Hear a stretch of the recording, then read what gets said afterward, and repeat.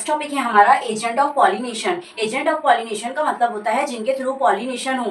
तो two types of agent of pollination होते हैं, एक तो होता है एबायोटिक और दूसरा होता है बायोटिक। एबायोटिक का मतलब होता है नेचुरल चीजें जिनमें जान नहीं हो बट नेचर की तरफ से हो, जैसे कि विंड हो गई, वाटर हो गया, इनके थ्रू पॉलिनेशन होता है। हवा चलेगी तो जिसकी वजह से क्या होगा, पॉलन ग्रेन वन फ्लावर से अनदर फ्लावर के स्टिग्मा पे जाएगी। तो एक पॉलिनेशन होता है विंड के थ्रू, अनदर वाटर के थ्रू। मल्टीपल टाइम्स क्या होता है, फ्लावर में जो एंथर होता है उसके अंदर से पॉलन पानी के थ्रू बहते हुए चली जाती है और अनदर फ्लावर के पास पहुंच जाती है। हम अभी आगे समझेंगे कि विंड पॉलिनेशन किस तरीके से होता है एंड वाटर पॉलिनेशन किस तरीके से होता है। आपको ये चीज याद रखना है बेटा, एबायोटिक पॉलिनेशन में विंड एंड वाटर ये स्मॉल प्रोपोर्शन ऑफ प्लांट ही है जो यूज करते हैं एबायोटिक पॉलिनेशन, और मेजॉरिटी ऑफ प्लांट तो बायोटिक पॉलिनेशन का ही इस्तेमाल करते हैं।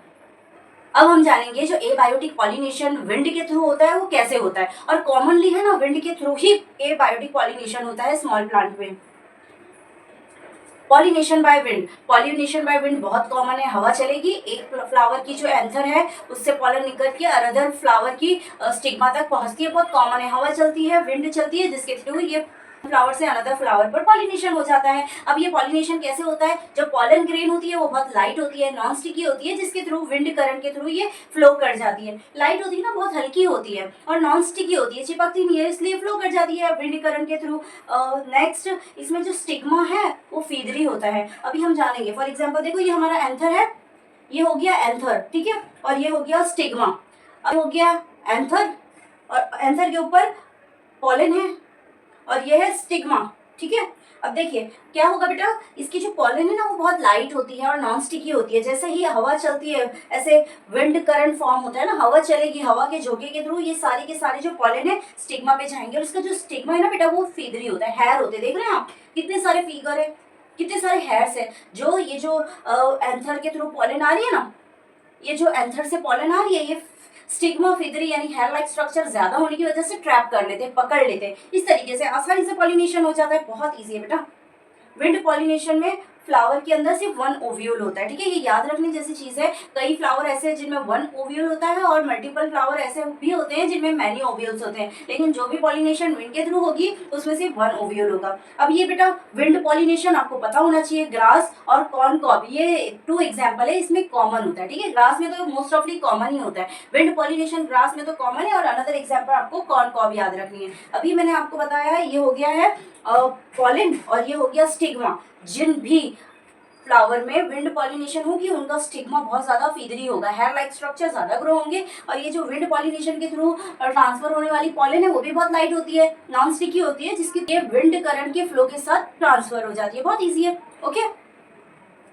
आपको है ना बेटा एनसीईआरटी की लाइन टू लाइन रीड कर जानी है। मैंने आपने प्रीवियस वीडियो में भी बेटा यही बोला था कि आपको एनसीईआरटी की लाइन टू लाइन पे फोकस ज्यादा देना है, बिकॉज जो आपका कॉम्पिटेटिव एग्जाम है, बोर्ड एग्जाम है, बोर्ड एग्जाम तो आप इजीली क्लियर कर ही लोगे, लेकिन आपकी जो एमसीक्यूज फॉर्म होते हैं ना वो लाइन टू लाइन फॉर्म होते हैं, ठीक है। तो आपको लाइन टू लाइन क्लियर कर जाना है, एक्स्ट्रा मटेरियल पर ज्यादा ध्यान नहीं देना है, आपकी टेक्स्ट बुक पे ज्यादा ध्यान देना है कि टेक्स्ट बुक आप लाइन टू लाइन रीड करते हुए जाओ। बिकॉज कई स्टूडेंट ऐसा है ना, जब एग्जाम आती है यहाँ से पढ़े, यहाँ से पढ़े, यहाँ से पढ़े, और जो मेन टेक्स्ट बुक है वही छूट जाती है, तो ये काम नहीं करना। और मोस्ट ऑफली क्या होता है ना बेटा, जब एग्जाम आती है ना, ये फ्रेंड ये पढ़ रहा है, वो फ्रेंड वो पढ़ रहा है, ये फ्रेंड ये पढ़ रहा है, जिसकी वजह से जो मेन टेक्स्ट बुक है ना वही लेफ्ट ओवर हो जाती है। Priority must be your text book, आपको सारी टेक्स्ट बुक की लाइन टू लाइन कर जानी है, ओके। और आप पे तो हमें ट्रस्ट है, आप कर लोगे। आज हम जानेंगे पॉलिनेशन बाय वाटर। अब पॉलिनेशन बाय वाटर के क्या क्या क्वालिटीज है जरा वो देख लेते हैं। पहले तो ये याद रखना है कि बहुत रियर फ्लावर होते हैं जिनके अंदर ये पॉलिनेशन बाय वाटर होता है। 30 जेनेरा उनमें मोस्ट ऑफली मोनोकोटाइलिडन होता है, उनमें ही ये पॉलिनेशन बाय वाटर होता है, ठीक है। आपको एग्जाम्पल के तौर पर कुछ नेम्स याद रखने हैं, जैसे कि वेलिस्नेरिया, हाइड्रिला, मराइन सी ग्रासेस जिसे जूस्टेरा कहा जाता है, इन सभी में पॉलिनेशन बाय वाटर होता है। अब एक चीज याद रखना है बेटा, ऑल इक्वेटिक प्लांट, चाहे वो प्लांट, कुछ प्लांट ऐसे होते हैं बेटा कि वो पानी में रहते हैं फिर भी उनमें पॉलिनेशन बाय वाटर नहीं होता है, क्योंकि वो फ्लावर ना पानी के ऊपर होते हैं, तो इंसेक्ट उसका पॉलिनेशन आकर कर देते हैं। तो इसलिए ये याद रखना है कि all aquatic plant do not use water for pollination. पानी में रहने वाले बहुत सारे ऐसे भी फ्लावर है जो अपना पॉलिनेशन वाटर के थ्रू नहीं करते हैं, ठीक है। अब पॉलिनेशन बाय वाटर वेलिस्नेरिया में होता कैसे है देख लेते हैं, ठीक है। अब वेलिस्नेरिया का ये है फीमेल फ्लावर और ये है मेल फ्लावर। फीमेल फ्लावर ना बेटा पानी के नीचे होता है ग्रो, लेकिन जब इसे पॉलिनेशन करना होता है तो ये लॉन्ग स्टॉक की मदद से अपर सरफेस पर जाता है, और ये जो मेल फ्लावर है ना वो अपर सरफेस पर ही पॉलन रिलीज करता है, और ये पॉलन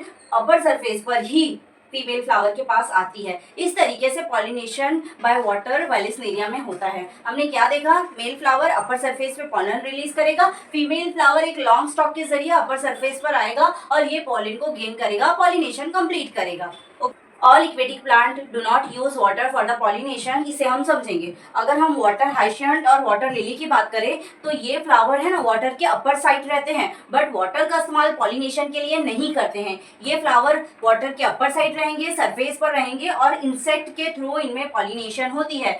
वाटर हाइशियंट और वाटर लिली वाटर की सरफेस पर ही होते हैं, बट वाटर का इस्तेमाल पॉलिनेशन के लिए नहीं करते हैं, इंसेक्ट के थ्रू पॉलिनेशन करते हैं। ठीक है, that's why all aquatic plant do not use water for the pollination. आपको एग्जांपल पता होनी चाहिए, water hyacinth and water lily they always remain upper surface of the water but do not use water for the pollination.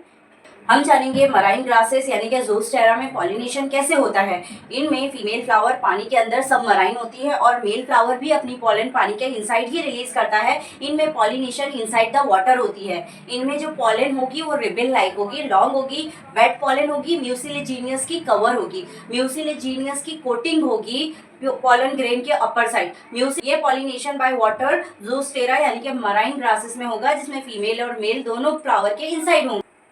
इनमें pollen water current के through move करती है। हमारा topic है पॉलिनेशन बाय इंसेक्ट, जिसे हम एंटोमोफिली भी कहते हैं। Bees, butterfly, flies, beetles, wasp, ant, moth, birds, sunbirds, hummingbirds और bats, these are the common pollinating agent. ये ऐसे हैं जो बहुत कॉमन है जिनसे पॉलिनेशन होता है। इन सभी में bees are the dominant biotic pollinating agent. Bees जैसे कि आप जानते हैं मक्खियाँ हर जगह होती है, हर एक चीज़ पर जाती है, जिसकी वजह से बीज जो है ना वो कॉमन पॉलिनेटिंग एजेंट है, बहुत कॉमन है और ये डोमिनेंट है। लार्जर एनिमल की बात करें तो primates, Lamar, arboreal, tree dwelling, rodent, even reptiles, जेको लिजार्ड, गार्डन लिजार्ड, ये तो पॉलिनेटिंग एजेंट सम स्पीशीज में पाए जाते हैं। लार्जर एनिमल जैसे कि प्राइमेट्स हुए, lemur, arboreal, tree dwelling, rodent, even reptile, gecko lizard और गार्डन लिजार्ड, ये भी कुछ स्पीशीज में पॉलिनेटिंग एजेंट का काम करते हैं। ऐसे फ्लावर जिनका पॉलिनेशन इंसेक्ट की तरह होगा वो फ्लावर लार्ज होंगे, कलरफुल होंगे और उनके अंदर से स्मेल आएगी, फ्रेग्रेंस आएगी, जिसकी वजह से जो इंसेक्ट है वो फ्लावर को विजिट करेंगे और जैसे इंसेक्ट फ्लावर को विजिट करेंगे तो इंसेक्ट की बॉडी पे पॉलन टच हो जाएगी और वही इंसेक्ट दूसरे फ्लावर पे जाएंगे तो वहां पर स्टिग्मा में वो पॉलन ड्रॉप होगी। इस तरह पॉलिनेशन होगा। अब नेक्स्ट पॉइंट है हमारा, जहाँ पर जिस फ्लावर पे पॉलिनेशन इंसेक्ट के जरिए होगा उस फ्लावर में नेक्टर ज्यादा होगा, है ना, रस ज्यादा होगा, तभी तो वो जाएंगे, इंसेक्ट जाएंगे वो फ्लावर के पास। अमोर्फोफिलस ये एक ऐसा फ्लावर है जो 6 फीट लंबा होता है ना, लार्ज फ्लावर हम इसको कह सकते हैं, जिसपे इंसेक्ट सेफली पॉलन को रिलीज कर सकते हैं। यहाँ पर एक रिलेशन की बात होती है, यूका एंड मॉथ। ये युक्का एक फ्लावर होता है जबकि मॉथ एक इंसेक्ट होता है। ये मॉथ है ना पूरी लाइफ ये युक्का के सराउंडिंग ही रहते हैं। ये जो मॉथ है ना अपने एग इस युक्का के अंदर डिपॉजिट करते हैं और जैसे युक्का की शीट्स आएंगे ना तो शीट के अंदर से ये मॉथ का लार्वा जनरेटेड होगा। इस तरह ये दोनों अपनी लाइफ साइकिल कंप्लीट करते हैं। विदाउट युक्का मॉथ नहीं रह सकता और विदाउट मॉथ युक्का सर्वाइव नहीं कर सकता है। तो इन दोनों का रिलेशन एक बहुत ब्यूटीफुल रिलेशन है।